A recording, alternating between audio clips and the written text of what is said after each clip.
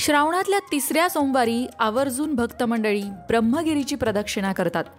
पण ब्रह्मगिरीची प्रदक्षिणा का केली जाते, त्याने भक्तांना कुठल्या पुण्याचा लाभ होतो, त्याचबरोबर ब्रह्मगिरीच्या प्रदक्षिणेबद्दल संपूर्ण माहिती, कधीपासून सुरू होते, मार्गात कोणकोणते ठिकाणं येतात, कशा प्रकारे करावी, कोणत्या नियमांचं पालन करावं, ब्रह्मगिरीची प्रदक्षिणा करायची इच्छा तुमचीही असेल तर काय करावं, अशा सगळ्या प्रश्नांची उत्तरं आज तुम्हाला या व्हिडिओत मिळणार आहे. तेव्हा व्हिडिओ शेवटपर्यंत नक्की ऐका. 12 ज्योतिर्लिंगांपैकी एक असलेलं नाशिकजवळचं श्री त्र्यंबकेश्वर ज्योतिर्लिंग या मंदिरात श्रावणामध्ये मोठ्या संख्येने भाविक गोळा होतात आणि महादेवांचं दर्शन घेतात. पण त्याचबरोबर तिसऱ्या श्रावणी सोमवारी मात्र ब्रह्मगिरी पर्वताभोवती प्रदक्षिणा घालायला सुद्धा सुरुवात करतात. अगदी पुराण काळापासून पुण्यप्राप्ती आणि पापक्षालनासाठी ही प्रदक्षिणा सुरू झाली आहे. अगदी लहान मुलं असतील, युवक असतील, प्रौढ वयस्कर लोक सुद्धा ही प्रदक्षिणा मोठ्या भक्तिभावाने करतात. ब्रह्मगिरीची प्रदक्षिणा म्हणजे काय, तर त्र्यंबकेश्वर जवळील ब्रह्मगिरी पर्वताला अनवाणी पायाने घातली जाणारी प्रदक्षिणा. ही प्रदक्षिणा साधारणपणे 40 किलोमीटर लांबीची असून ती अनेक भाविक मोठ्या भक्तीने करतात. अगदी आदल्या रात्री म्हणजे जवळजवळ सोमवारच्या पहाटेपासूनच या प्रदक्षिणेला सुरुवात होते. या प्रदक्षिणेची सुरुवात कुशावर्त तीर्थापासून होते. कुशावर्त तीर्थावर भाविक स्नान करतात आणि तिथे स्नान करून या प्रदक्षिणेला सुरुवात करतात. तिथून सरळ बाहेर पडल्यानंतर नाशिकच्या दिशेने भाविक चालू लागतात. मित्रांनो, आतापर्यंत तुमच्या 3 प्रश्नांची उत्तरं तुम्हाला मिळाली असतील की ब्रह्मगिरीची प्रदक्षिणा नक्की कधी सुरू होते, तर सोमवारी पहाटे किंवा रविवारी रात्रीत सुरू होते. बरोबर. दुसरा प्रश्न म्हणजे ही प्रदक्षिणा कुठून सुरू होते, तर कुशावर्त तीर्थापासून सुरू होते. आणि ब्रह्मगिरी प्रदक्षिणा म्हणजे काय, तर नाशिकच्या त्र्यंबकेश्वर जवळ असणारा जो ब्रह्मगिरी पर्वत आहे, या पर्वताला अनवाणी पायाने घातली जाणारी ही प्रदक्षिणा आहे. आता पुढचा प्रश्न, ब्रह्मगिरीची ही प्रदक्षिणा का केली जाते, हा सगळ्यात मोठा प्रश्न आहे की एवढे भाविक हे ब्रह्मगिरीला जाऊन प्रदक्षिणा घालतात, अगदी अनवाणी पायाने घालतात. पण ही प्रदक्षिणा करण्यामागे भाविकांचा हेतू काय असतो, उद्देश काय असतो, तर अर्थातच तो मानसिक आणि आध्यात्मिक शुद्धी हा असतो. त्याचप्रमाणे पापक्षालन, सगळ्या पापांचा नाश हो, अध्यात्मात उन्नती हो आणि शिवकृपा प्राप्त हो, हाच उद्देश असतो. अनेक भाविक वेगवेगळ्या प्रकारचे नवस बोलतात आणि ते नवस फेडण्यासाठी सुद्धा ब्रह्मगिरीची ही प्रदक्षिणा करत असतात. श्रावण महिना म्हणजेच भक्ती, तप, उपवास आणि शिवभक्तीचा महिना आहे. या महिन्यात नाशिकच्या त्र्यंबकेश्वर परिसरातील ब्रह्मगिरी पर्वताची प्रदक्षिणा करणं हा एक अत्यंत पुण्यदायी आणि भक्तिमय अनुभव मानला जातो. विशेषतः श्रावणातल्या तिसऱ्या सोमवारी ही प्रदक्षिणा अत्यंत पवित्र आणि महत्त्वपूर्ण मानली जाते. ब्रह्मगिरीच्या पर्वतातूनच दक्षिण गंगा म्हटल्या जाणाऱ्या गोदावरीचा उगम होतो. या स्थानाचं धार्मिक महत्त्व बघता संत श्री निवृत्तीनाथ महाराजांना याच ब्रह्मगिरी प्रदक्षिणेच्या दरम्यान योगीराज गहिनीनाथांचा अनुग्रह लाभला आणि भागवत धर्माची स्थापना झाली असंही म्हटलं जातं. अशा पुराण काळापासून ब्रह्मगिरीची प्रदक्षिणा प्रचलित असून पुण्यप्राप्तीसाठी ही प्रदक्षिणा केली जाते. ब्रह्मगिरी पर्वत हा शिवस्वरूप असून ब्रह्मगिरी पर्वत स्वयंभू पंचमुखी शिवलिंगी आहे. आधी हा पर्वत शिवगिरी या नावाने ओळखला जायचा. ब्रह्मांच्या तपश्चर्येने प्रसन्न होऊन महादेवांनी ब्रह्मदेवास वरदान दिले की तुमचे नाव धारण करूनच मी या पर्वतावर वास्तव्य करेन. तेव्हापासून या पर्वताचे नाव ब्रह्मगिरी पर्वत असे पडले असंही म्हटलं जातं.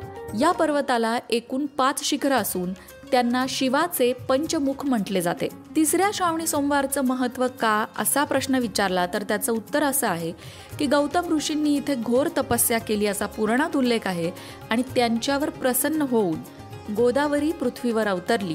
ती तिसऱ्या श्रावणी सोमवारीच अवतरली असं म्हटलं जातं आणि म्हणून तिसऱ्या श्रावणी सोमवारी या ब्रह्मगिरीला प्रदक्षिणा करण्याचं विशेष महत्त्व आहे.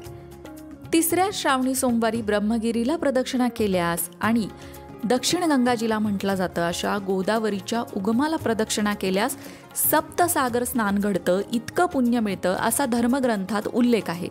प्रदक्षिणेची सुरुवात मगाशी म्हटलं तसं त्र्यंबकेश्वर मंदिराच्या मागील बाजूस असलेल्या गंगाद्वारापासून होते. प्रमुख मार्ग काय असतो, तर गंगाद्वार, रामलिंग, गोरखनाथ गुफा, गंगासागर तीर्थ, सप्तकुंड, बिल्वकुंड, गौतम तीर्थ, सिद्धेश्वर मंदिर आणि पुन्हा गंगाद्वार आणि त्र्यंबकेश्वर मंदिर असा या प्रदक्षिणेचा मार्ग असतो. या प्रदक्षिणेसाठी नियम काय असतात, श्रद्धेने उपवास करावा.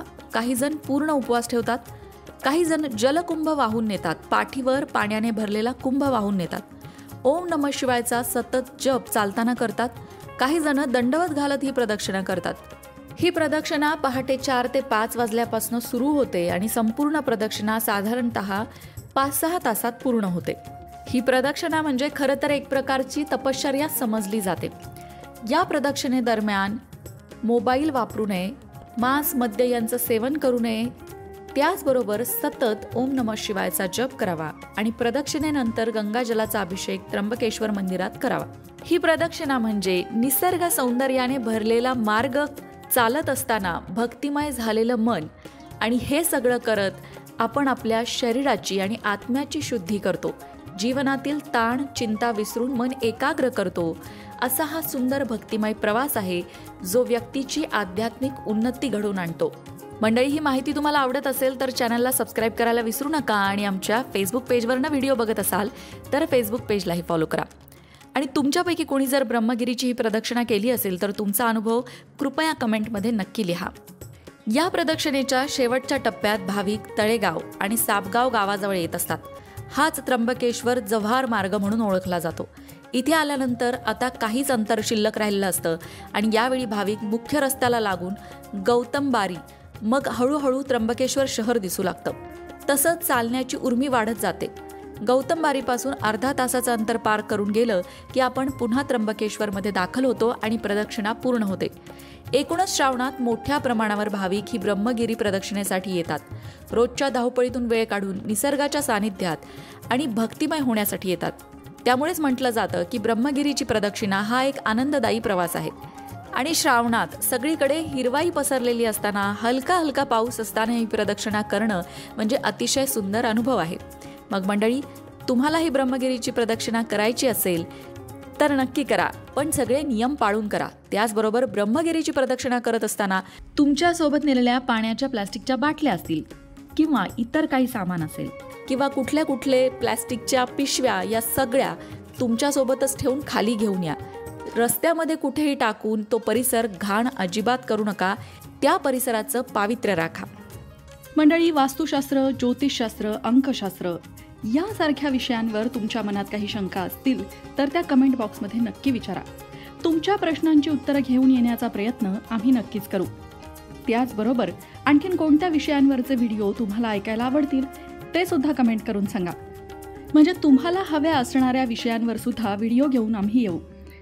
ज्योतिषशास्त्र, अंकशास्त्र, वास्तुशास्त्र यांसारख्या विषयांवरचं योग्य मार्गदर्शन तुमच्यापर्यंत पोहोचवण्याचा आमचा हा प्रयत्न आहे. तेव्हा तुमच्या शंका कमेंट बॉक्समध्ये नक्की विचारा.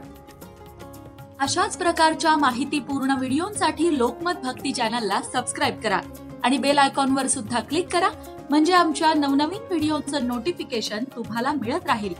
तसंच योग्य आध्यात्मिक मार्गदर्शनासाठी लोकमत भक्तीच्या फेसबुक पेजला फॉलो करायला विसरू नका.